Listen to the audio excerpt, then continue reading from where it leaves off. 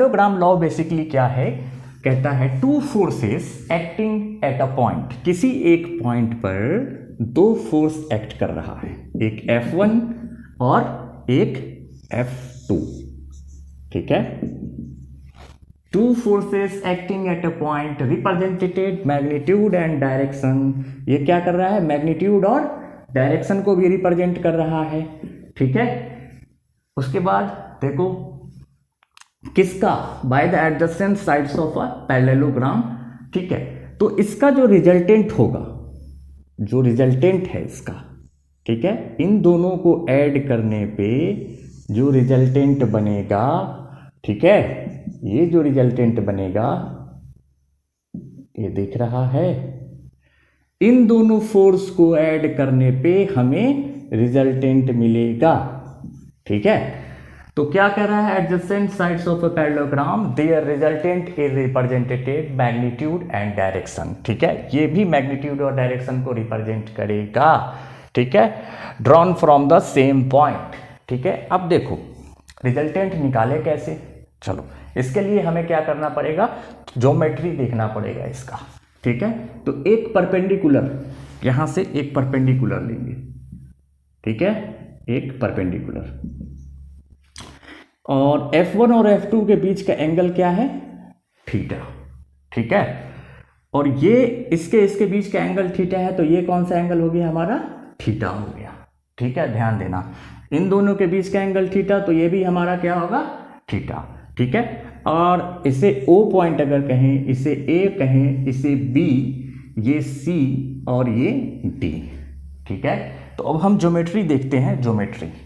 तो यहां से यहां क्या दिख रहा है हमें, एक राइट एंगल ट्रायंगल दिख रहा है, तो ये क्या है, ये हाइपोटेनस, यानी आर स्क्वायर इक्वल्स टू क्या लिख सकते हैं, रिजल्टेंट स्क्वायर इक्वल्स टू क्या लिख सकते हैं हम लोग, बोलो, OC का होल स्क्वायर, OC का होल स्क्वायर प्लस बेस का स्क्वायर प्लस परपेंडिकुलर का स्क्वायर, ठीक है, प्लस परपेंडिकुलर का स्क्वायर, यानी BC का स्क्वायर, BC का स्क्वायर, ठीक है। तो अब देखो OC को क्या लिख सकते हैं हम लोग, OA प्लस AC, क्या लिख सकते हैं, OA प्लस AC का होल स्क्वायर प्लस BC का होल स्क्वायर। अब देखो यहां पर हमें जिसके साथ थीटा है, ठीक है, तो यहां पर हम क्या कर रहे हैं, ये क्या होगा हमारा, ये F2 है OD, तो AB क्या है हमारा, ये भी तो F2 है ना, तो ये क्या हो जाएगा हमारा F2 cos थीटा, और ये वाला क्या हो जाएगा हमारा F2 sin थीटा, ठीक है। कैसे, कंपोनेंट ब्रेक किया हमने भाई, जो थीटा के साथ रहता है उसके साथ कॉस आता है, और उसके अलावा साइन वाला पार्ट होता है, ठीक है। कैसे किया हमने, कैसे किया, देखो, ठीक है, ये एंगल बना रहा है, अब हमें यहां से कंपोनेंट ब्रेक करना है, ये थीटा है, ठीक है। तो और यहाँ कुछ लगे तो यहाँ से मान लो कि F फोर्स है, तो ये नीचे वाला क्या हो जाएगा हमारा F cos थीटा, और ये क्या हो जाएगा F sin theta, component break किया हमने, ठीक है। तो अब देखो क्या पुट करते हैं यहाँ पे, OA और AC, OA हमारा क्या है, F1, O और A, F1 है प्लस AC क्या है हमारा F2 cos theta, F2 cos theta का होल स्क्वायर प्लस, अब BC कितना है हमारा F2 sin theta, F2 sin theta का होल स्क्वायर। चलो ये देखते हैं अब A प्लस B के होल स्क्वायर पर ब्रेक कर देते हैं इसको, F1 का स्क्वायर प्लस कितना हो जाएगा 2F1 F2 cos theta plus F2 का स्क्वायर cos स्क्वायर थीटा, ठीक है, प्लस अब इसका F2 का स्क्वायर साइन स्क्वायर थीटा, हाँ होगा ना, दिख रहा है ना, हाँ दिख रहा है। चलो तो देखो अब यहाँ F2 का स्क्वायर cos थीटा है और यहाँ F2 का स्क्वायर साइन थीटा है, तो क्या F2 इन दोनों में से कॉमन ले सकते हैं, हाँ ले सकते हैं। देखो तो F1 का स्क्वायर प्लस F2 का स्क्वायर और ये cos square theta plus sine square theta क्या होगा, 1 हो जाएगा।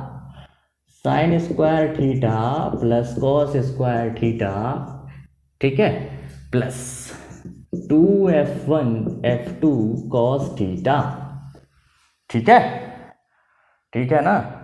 अब देखो तो यहाँ क्या होगा, ये वाला पार्ट हमारा क्या हो जाएगा, 1 हो जाएगा ना। तो ये क्या बचेगा हमारा, F1 का स्क्वायर प्लस F2 का square plus 2F1 F2 cos theta हुआ। ये आर स्क्वायर ही चल रहा है इधर, r square r square r square, ठीक है। तो R इक्वल्स टू क्या लिख सकते हैं हम लोग, रिजल्टेंट इक्वल्स टू हम लोग लिख सकते हैं F1 का स्क्वायर प्लस F2 का square plus 2F1 F2 cos theta. ये लिख सकते हैं या नहीं लिख सकते, लिख सकते हैं। ये फॉर्मूला हो गया, इसे ट्रिपल स्टार करके लिख लो, ठीक है। इस पे न्यूमेरिकल सॉल्व करेंगे। चलो अब आगे देखते हैं, इसको मिटाते हैं।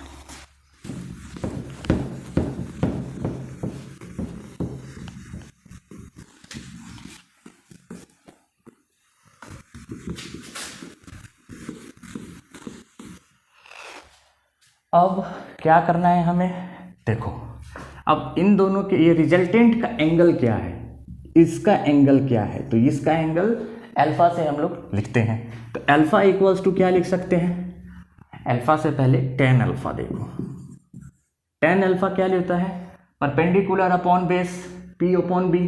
तो परपेंडिकुलर क्या है, BC है, और बेस क्या है हमारा, OC है, ठीक है।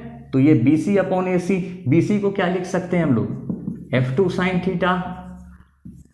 ये BC है ना, तो BC को क्या लिखा हमने, F2 साइन थीटा। और ये OC को क्या लिख सकते हैं यहाँ पे, बोलो। तो OC को OA प्लस AC लिख सकते हैं। तो यहाँ F1 plus F2 cos theta लिख सकते हैं, हाँ लिख सकते हैं। तो अल्फा यानी अल्फा इक्वल्स टू अगर मुझे लिखना हो तो क्या लिख सकते हैं, tan inverse F2 sine theta upon F1 plus F2 cos theta. ये फॉर्मूला हो गया हमारा। ये किसका हो गया, रिजल्टेंट का angle, angle of resultant, angle of resultant. ये दोनों पॉइंट है, ये दो फॉर्मूला हमें याद रखना है ट्रिपल स्टार में। चलो अब कुछ न्यूमेरिकल्स करके देखते हैं ताकि और कंसेप्ट क्लियर हो जाए, ठीक है। चलो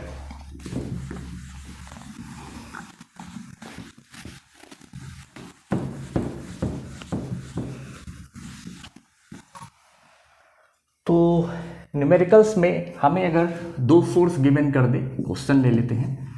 क्या कर दिया क्वेश्चन, एक F1 गिवन कर दे हमें 5 न्यूटन और F2 गिवन कर दे 10 न्यूटन, ठीक है।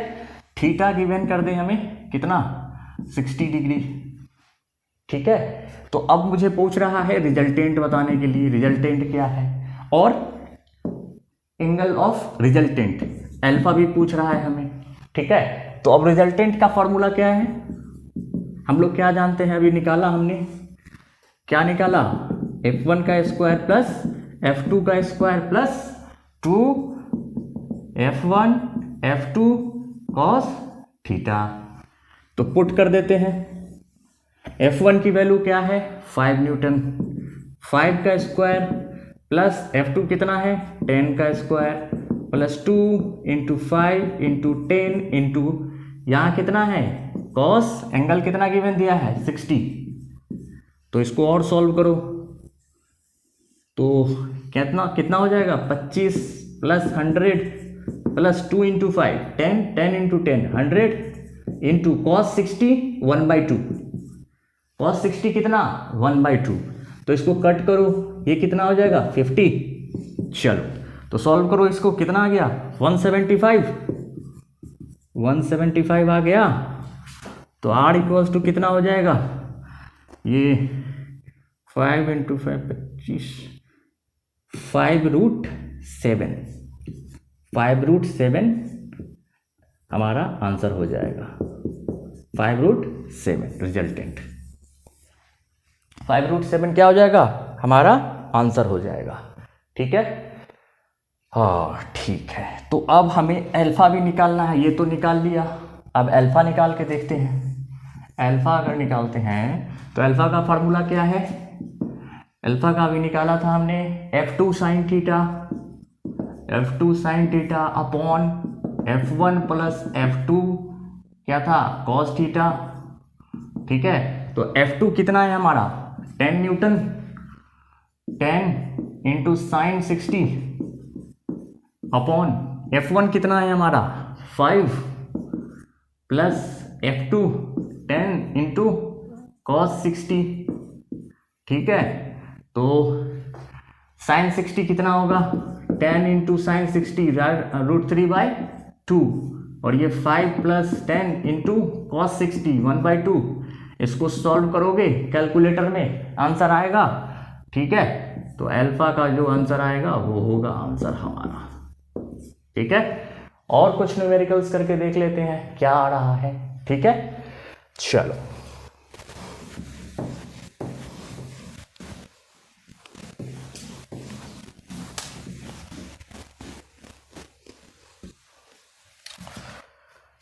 और कौन सा न्यूमेरिकल्स देखो, अगर हमें ऐसा क्वेश्चन गिवन दे दे, ठीक है, कि two vectors have same magnitude. ठीक है, अगर दो वेक्टर है हमारे पास और उनका मैग्नीट्यूड वेक्टर ए, ठीक है, equals to vector b equals to 5 हमें यूनिट दे दे। ठीक है, 5 यूनिट दे दे। ठीक है, और एंगल गिवन कर दे हमें। ठीक है, एंगल हमें 60 डिग्री गिवन कर दे। ठीक है, और इसके अलावा हमें ये पूछ रहा है मैग्नीट्यूड ऑफ फर्स्ट पॉइंट। ठीक है, सम ऑफ वेक्टर्स। सेकेंड पॉइंट पूछ रहा है subtractions of vectors, subtractions of vectors. तो लास्ट क्लास में हमने सम का कंसेप्ट देखा था और सब्सट्रैक्शन का कंसेप्ट देखा था। सम के कंसेप्ट के लिए हमने क्या देखा था कि अगर दो वेक्टर हमारे पास कोई है, यहां देखो हमारे पास दो वेक्टर कोई है। ठीक है, ठीक है, हमारे पास क्या है, अभी दो वेक्टर है, वेक्टर ए वेक्टर बी, और एक एंगल गिवन दे रखा है, यहाँ पे कितना दे रखा है 60 डिग्री। ठीक है, तो अब हमें क्या चाहिए, हमें रिजल्टेंट चाहिए। तो रिजल्टेंट इसका क्या होगा, इसका रिजल्टेंट हमें बताओ, रिजल्टेंट क्या होगा। R इक्वल्स टू क्या लिख सकते हैं हम लोग, A प्लस बी लिख सकते हैं। R equals to A plus b लिख सकते हैं ना, हाँ लिख सकते हैं। तो अब रिजल्टेंट का फॉर्मूला हमें पैरेललोग्राम लॉ से पता है मैग्नीट्यूड के लिए। तो यहाँ क्या लिख सकते हैं हम लोग, सम के लिए A plus b, first point sum निकाल रहे हैं। ठीक है, सम कैलकुलेट कर रहे हैं। तो A plus b equals to क्या जानते हैं हम लोग, अंडर रूट में वेक्टर A का स्क्वायर प्लस B का square plus 2AB cos theta. अभी देखा ना पैरेललोग्राम लॉ में, हाँ देखा। तो सम के लिए A का स्क्वायर तो 5 का स्क्वायर प्लस 5 का स्क्वायर, B कितना 5 प्लस 2 × 5 × 5 × cos 60। तो और कैलकुलेट करते हैं इसको, कितना होगा 25 प्लस 25 प्लस 2 × 2 5 10 10 50 इंटू cos 60 1/2, ये कितना हो जाएगा 25 यानी 75 यानी इसका क्या हो जाएगा 5√3 यूनिट। तो रिजल्ट इसका सम क्या हो जाएगा, vector a plus vector b, ये क्या हो जाएगा हमारा 5√3 5√3। अब सब्सट्रैक्शन देखते हैं। ये तो हो गया हमारा, सब्सट्रैक्शन देख लो। सब्सट्रैक्शन का क्या कंसेप्ट है?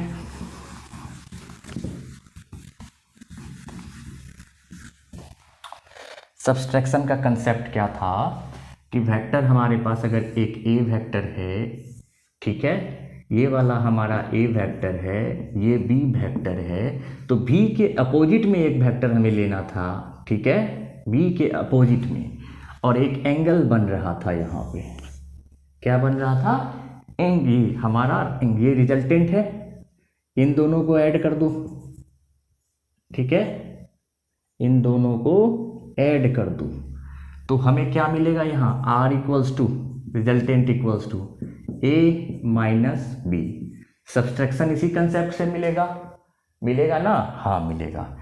और एंगल हमें यहाँ पे देखना कंसेप्ट है, ऊपर में हमें गिवन कितना दिया हुआ है? 60 डिग्री, ठीक है। अब ये बताओ कि ये वाला टोटल कितना है? 180 है, 180 है ना? तो ये एंगल कितना होगा? ये वाला जो हमारा एंगल है ये कितना होगा? 120 होगा ना?